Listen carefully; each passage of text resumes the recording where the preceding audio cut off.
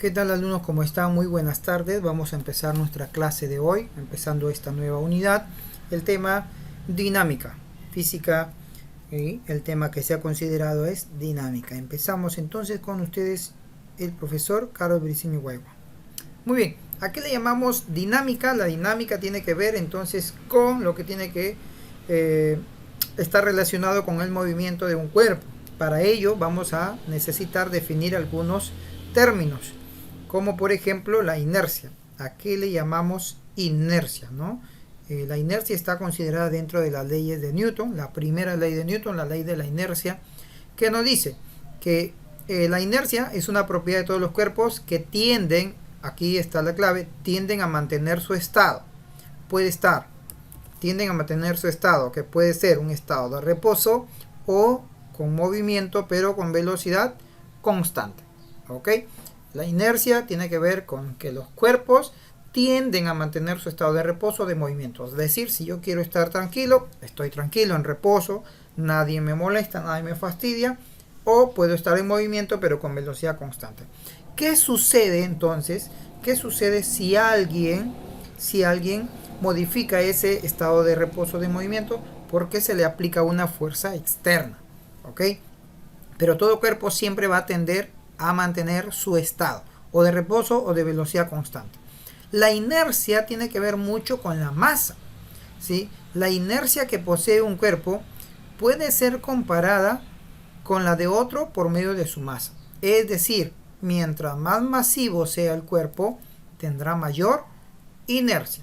Es decir, que la inercia entonces tiene que ver bastante con su masa. ¿Cómo se manifiesta la inercia? Por aquí tenemos dos gráficos. El primero, la inercia se manifiesta en el cuerpo como una resistencia, ¿no? Por eso depende de la masa, cuando se trata de cambiar su estado.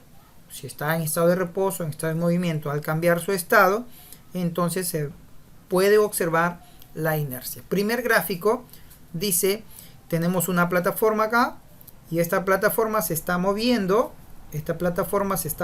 con una determinada velocidad, y entonces el objeto y la persona y con toda plataforma van moviéndose. Pero ¿qué pasa si van con una velocidad constante? ¿Qué pasa si más adelante hay una fuerza, un objeto que en este caso está ejerciendo una fuerza que se opone a ese movimiento, ¿no? Lo va a hacer cambiar de estado. Ya no va a estar en el movimiento constante, sino que aquí va a haber algo, ¿no? ¿Qué va a pasar allí? Pues este objeto va a cambiar su estado, ¿no? Cuando choca el obstáculo, el objeto se va a detener y la persona continúa avanzando por inercia, ¿no? Porque se supone que él lleva la misma velocidad, entonces continúa avanzando. Y es ahí donde se producen los golpes, ¿no? Por esa razón, cuando hay choques es necesario y prudente que los choferes, las personas que van adelante en un auto, deben llevar su cinturón de seguridad.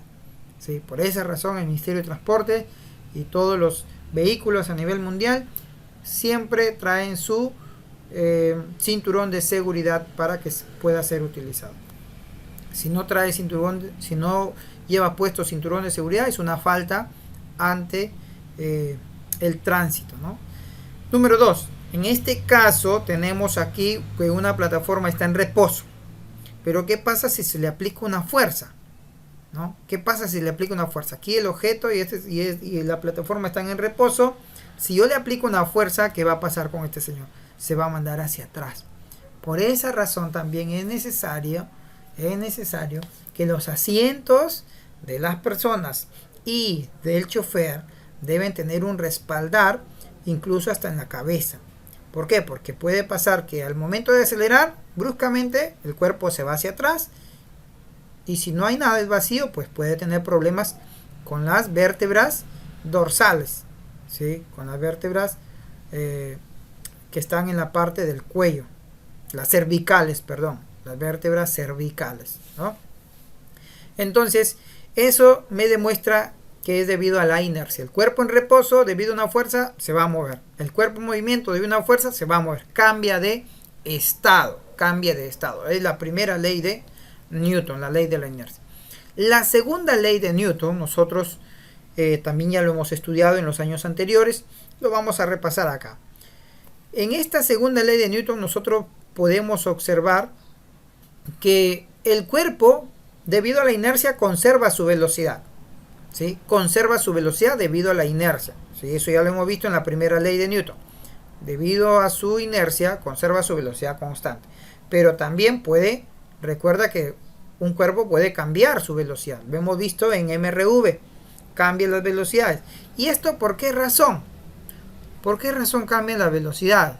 Cambian las velocidades porque hay fuerzas que actúan sobre él, pero estas fuerzas no siempre van a ser resultante igual a cero. Y además las fuerzas pueden también modificar la velocidad, como a veces no modifican la velocidad, ¿no? Pero ¿qué pasaría si se modifica la velocidad? Pues si se modifica la velocidad, lo tenemos por aquí. Si se modifica la velocidad, aquí tenemos que al aplicar una fuerza, al empujar un bloque, se ejerce una fuerza, ¿no? Lo que va a pasar es que este objeto va a adquirir una rapidez. Inicialmente está detenido y adquiere una rapidez debido a esta fuerza. Por lo tanto, hay una fuerza que no es cero. Cuando la fuerza es cero, que lo tenemos en esta parte, cuando la fuerza resultante es cero, nosotros sabemos que el cuerpo está en equilibrio. Movimiento con velocidad constante. Movimiento con velocidad constante. ¿Ok? Pero en este caso, tenemos nosotros aquí un cuerpo donde la fuerza resultante, hay una fuerza aquí que lo está moviendo. Una fuerza que lo está moviendo. Y apareció esta aceleración. Entonces el bloque está experimentando una aceleración. ¿Qué está pasando? Esa fuerza resultante es diferente de cero. Cuando la fuerza resultante es diferente de cero, entonces aparece una aceleración. El bloque está acelerando. ¿Qué dice entonces por aquí? Lo que les estaba explicando, que una fuerza resultante diferente de cero provoca que el cuerpo experimente una aceleración. ¿Y cuál es lo importante acá? Que la fuerza y la aceleración tienen la misma dirección. La fuerza y la aceleración tienen la misma dirección. ¿Ok? Eso es lo importante acá. Bien, entonces no olvidar, la fuerza resultante y la aceleración tienen la misma dirección. Bien, es lo que les estaba explicando. Aquí lo tenemos un poco más detallado. Siempre la aceleración va a aumentar si es que la fuerza aumenta.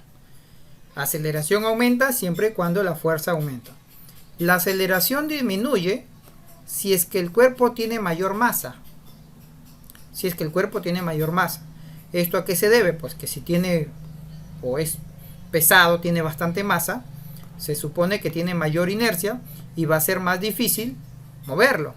¿Sí? Trae como consecuencia que va a ser difícil modificar la velocidad del bloque. Al ser difícil modificar la velocidad, la aceleración va a ser menor. Matemáticamente tenemos estas dos relaciones de proporcionalidad, que la aceleración es directamente proporcional a la fuerza e inversamente proporcional a la masa. Cuando es directa, lo que les decía al inicio, aquí en este primer párrafo, aumenta la fuerza, aumenta la aceleración. Disminuye la fuerza, disminuye la aceleración. Cuando es inversamente proporcional, sucede lo contrario. Si aumenta la masa, disminuye la aceleración. Si disminuye la masa, aumenta la aceleración. Estos términos hay que conocerlos y tener bastante cuidado, porque si usted recuerda el examen anterior, ha venido alguna teoría y que de repente algunos fallaron en esa parte. No olvides esta interpretación de la segunda ley de Newton. No olvides esta interpretación. ¿Ok? Y entonces, si es directamente proporcional e inversamente proporcional a la masa, lo tenemos aquí matemáticamente escrito. Que si nosotros despejamos, la masa la pasamos a multiplicar, vamos a obtener la fórmula conocida como la fuerza es igual a masa por aceleración. Que esta es la fórmula que más utilizamos en esta parte de la dinámica. ¿Ok? Fuerza resultante, masa por aceleración. La fuerza y la masa deben llevar la misma dirección. La fuerza y la aceleración, perdón, deben llevar la misma dirección. ¿Ok? Esto también se aplica al movimiento circunferencial. También se aplica al movimiento circunferencial. En esta parte se le llama dinámica circunferencial. ¿Qué sucede? Si yo tengo un objeto que está moviéndose en forma circunferencial, en este caso sería así, en forma circunferencial, recuerda que hay fuerzas radiales, las fuerzas que lo llevan hacia el centro, como también hay fuerzas tangenciales, que son las que lo llevan en forma tangencial y lo hacen mover, ¿no?, de tal manera que formen esa circunferencia. Hay fuerzas radiales, fuerzas tangenciales. Esta también es radial, aunque sale del cuerpo, sale del centro, pero también es radial porque está en la misma dirección del radio. ¿Ok? ¿Qué debemos saber aquí? Para que el cuerpo, mira, a esta conclusión llegamos, para que un cuerpo se mueva con movimiento circunferencial, ¿qué debe pasar? Debe experimentar una fuerza hacia el centro, una fuerza resultante hacia el centro. Ya sabemos que no debe ser cero, no nula, ¿no? Aquí está lo que les digo, hacia el centro. Y a esta fuerza se le denomina fuerza centrípeta. Por acá está completo el texto. Se le denomina la fuerza centrípeta. Se dirige hacia el centro. Esta fuerza, como se dirige hasta el centro y no es cero, es diferente de cero, va a generar, va a causar una aceleración también dirigida hacia el centro. Se le llama aceleración centrípeta. Entonces, aplicando la segunda ley de Newton, nosotros podemos tener la siguiente formulita. Fuerza centrípeta es igual a masa por aceleración centrípeta. Fuerza centrípeta es igual a masa por aceleración centrípeta. ¿Qué es lo que ha cambiado? Lo único que ha cambiado es que esta fuerza se dirige hacia el centro. La aceleración también va hacia el centro, ¿sí? En eso se diferencia. Ok, entonces la aceleración centrípeta no es más que el cambio de dirección de la velocidad tangencial en el tiempo. Esa es la aceleración centrípeta. Por lo tanto, relacionada matemáticamente con la velocidad tangencial. ¿Cuál es la velocidad tangencial? Aquí en este gráfico aprovecho, mira. La velocidad tangencial es esta. La velocidad que es tangente a la circunferencia. ¿Qué es tangente? Ya saben ustedes por geometría que una línea tangente toca en un punto a la circunferencia. Entonces, si esta es la línea tangente, la velocidad que tiene esa dirección se llama velocidad tangencial. Esta velocidad está relacionada con la aceleración centrípeta mediante esta formulita, que lo hemos visto en movimiento circunferencial uniforme, en el tema de movimiento, de cinemática. La aceleración centrípeta no es más que la velocidad lineal al cuadrado o velocidad tangencial al cuadrado entre el radio, y también escrita de otro modo, porque también hay velocidad angular, que es la rapidez con la que cambia un ángulo, sería velocidad angular al cuadrado por el radio. ¿Por qué, profesor? Porque debe recordar que la velocidad tangencial es velocidad angular por r, ¿no? Esto también debe recordar. Haciendo ese cambio llegaríamos a esto también, ¿sí? No olvidar las unidades, que es muy importante. La velocidad tangencial o lineal, ¿qué unidades debe tener? Metros por segundo.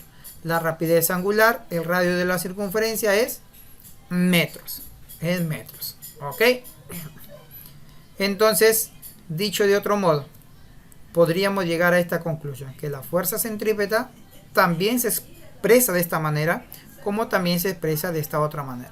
¿Cuándo voy a usar esta? Depende del análisis que hagamos en los problemas. Por eso es necesario analizar. Este análisis, tengo que ver los datos que me da el problema, ¿no? ¿Qué magnitudes tengo en el problema? De acuerdo a eso, veré qué fórmula puedo aplicar, si la primera o la segunda. Eso ya depende de la teoría que usted haya entendido, haya comprendido. Por eso es necesario que en física es importante que usted conozca teoría.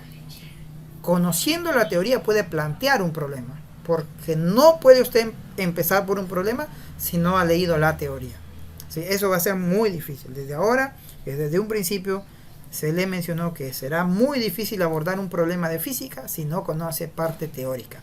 ¿Ok? Entonces, hasta aquí la parte teórica. Vamos a desarrollar algunos ejercicios. El problema número 1 está desarrollado. Pasamos al problema número 2. Pasamos al problema 2 y 3 a la vez aquí. En el problema 2 tenemos un bloque de 10 kilogramos que se mueve hacia la derecha. Entonces ya me están diciendo que la aceleración tiene dirección hacia la derecha, ¿no? Hacia la derecha va a ser la aceleración. Con una aceleración de 9 metros por segundo al cuadrado. 9 metros por segundo al cuadrado. Ahí está. Listo. Ahora hay que descomponer estas fuerzas porque si se mueve a la derecha, entonces esas fuerzas deben descomponerse. ¿Sí? En este caso sería una en este sentido y otra hacia abajo. Ahí. Aquí vamos a agrandarlo un poquito. Ahí está. Esas fuerzas. Si F1, no sabemos cuánto es F1. No sabemos cuánto es F1. ¿Ya? Entonces, este lado, por triángulos rectángulos, sería F1 coseno de 37 grados. F1 coseno de 37. ¿Ok? Y el otro, la otra fuerza, sería descompuesta de esta manera, ¿no? También a la derecha aquí y hacia arriba, ¿no? Hacia arriba. Aquí sí me dan que F2 es 100, la hipotenusa sería 100, por lo tanto yo aquí podría decir que esto sería 60 newton y acá sería 80 newton. Muy bien, ahora sí aplicamos, luego de haber descompuesto las fuerzas, ya analizamos las fuerzas, aplicamos lo que hemos aprendido hoy, la fuerza resultante, masa por aceleración. ¿Cuál es la fuerza que, recuerda que si es resultante y la aceleración llevan la misma dirección, por lo tanto las que van hacia la derecha? Como ambas van a la derecha, solo sumamos. Las dos fuerzas van a la derecha. F1 coseno de 37. Y el 80 también va a la derecha, se suma. ¿Cuánto es la masa del bloque? 10. ¿Cuánto es la aceleración? 9. F1, ¿cuánto es el coseno de 37? 4 quintos. Acá me quedaría 170, ¿verdad? 170 porque me va a dar 90. Perdón, 10. 10 quedaría acá. Porque 90 menos 80 sería 10. ¿Ok? Ahora el 5 pasamos a multiplicar y el 4 a dividir. ¿Cuánto nos quedaría entonces? 50 sobre 4. ¿Cuánto sería 50 sobre 4? Solamente dividimos y esto me va a quedar 12,5 newton. 12,5 newton sería F1. Repasamos entonces. La fuerza resultante es aquella que, si está en la misma dirección, solo sumamos. F1 coseno por más 80 newton. Es igual a la masa por la aceleración. Masa por aceleración. El 80 pasa a restar. 10, 5, 50, 4 pasa a dividir, 12,5 newton sería el valor de, en este caso, F1. El problema número 2 es parecido, perdón, el problema número 3 es parecido. Determina la fuerza de contacto entre los bloques. Aquí va a haber una fuerza de contacto, aquí entre los dos bloques, porque se supone que hay una fuerza de 100 a la derecha o 60 a la izquierda. Entre ellos bloques va a haber una fuerza, que ¿cuánto es? Vamos a calcular. Lo primero hay que calcular la aceleración. Vamos a analizar que esto fuese un solo bloque. ¿Sí? Que sea todo un solo sistema. Entonces, al aplicar la segunda ley de Newton a todo el bloque, fuerza resultante igual masa por aceleración. ¿Hacia dónde se moverán el conjunto de bloques? A la izquierda hay 100 y a la derecha 60. Pero el de la izquierda en realidad está apuntando a la derecha. Entonces, como esta es la mayor, se moverá en este sentido, ¿no? En ese sentido sería la aceleración. Por lo tanto, aplicando la segunda ley de Newton, sería 100 menos 60. ¿Cuánto es la masa? La masa, como estoy utilizando los dos bloques, lo sumamos. Y la aceleración. Aquí me quedaría 40 es igual a 4A. Y de acá calculamos que A vale 10 metros por segundo al cuadrado. Este es el valor de la aceleración. Muy bien, profe, pero no nos piden la aceleración, nos piden la fuerza de contacto. Muy bien, quiero que te concentres en esta parte. En esta parte vamos a concentrarnos. En esta parte nos vamos a concentrar. ¿Qué va a pasar acá? Vamos desarrollando la misma segunda ley de Newton. Voy a volver a explicar, a escribir aquí. Pero ahora voy a analizar cualquiera de los dos bloques. Cualquiera. Voy a analizar el bloque de 3 kilogramos. ¿Verdad? Puedes analizar el otro y la respuesta debe salir lo mismo. ¿Qué pasa con el bloque de 3 kilogramos solo? Pues el bloque de 3 kilogramos recuerda que el de 1 kilogramo lo va a empujar. Pues. Esa sería la fuerza entre contacto de ellos, que es la misma fuerza. Si yo analizo el bloque 1, sería la misma fuerza si el bloque 3 también empuja acá, por la ley de acción y reacción. Estas dos fuerzas vienen a ser de la misma magnitud, pero como yo voy a analizar el bloque 3, entonces la fuerza sobre el bloque 3 sería esa fuerza, en esa dirección, que vendría a ser la reacción o la fuerza de contacto entre ambos, que le voy a llamar R. Al aplicar la segunda ley de Newton al bloque de 3 kilogramos, fuerza resultante en masa por aceleración, sería de la siguiente manera. El 100, porque se mueve hacia la derecha, menos el R, sería igual a la masa, en este caso 3, y la aceleración que hemos encontrado, que es 10.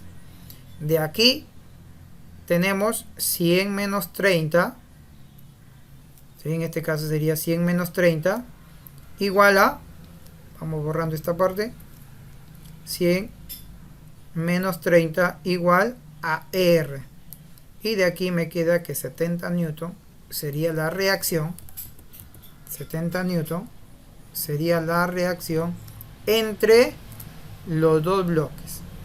70 newton sería la reacción entre los dos bloques. Si tú lo calculas de la otra manera, analizando el bloque de 1 kilogramo, también debe quedarte 70 newton. ¿Ok? Hasta aquí entonces el primer vídeo. Luego estaré mandando el segundo vídeo de la clase.